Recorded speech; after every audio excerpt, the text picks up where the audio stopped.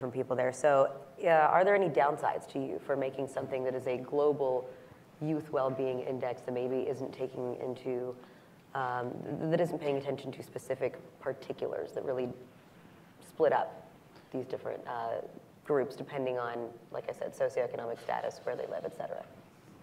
No, I don't think there are any downsides at all. There are certainly within the data, when you talk about 30 countries or 70% or 200 countries and 100% of the youth of the world, we're going to want to dig deeper into actual segments of youth, younger youth, middle-aged youth, older youth, young adults, and culturally and politically and demographically, countries define youth in very different terms, 12 to or 14 or to 18 to 21 to 29. Africans look at youth until their mid-30s. I guess my kids in their mid-30s would still like to be called youth, so I would pay some of their credit card bills. But that I don't think is important, because the index will help us compare and frame some needs and look at countries as where they're doing better, where they have some gaps, and then we can compare across countries, not to name and shame at all, but to learn from this so we invest better.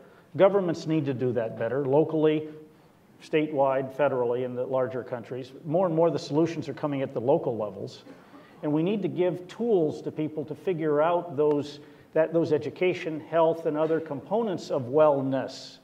And certainly a young person's aspirations for the future and their hope are not as measured easily and scientifically as other things, but terribly important. Queen Rania of Jordan is on our board of directors. And she was one day talking about the hope gap. This was about the time when we were all talking about the digital gap. And I wanted to pull her out more what she meant.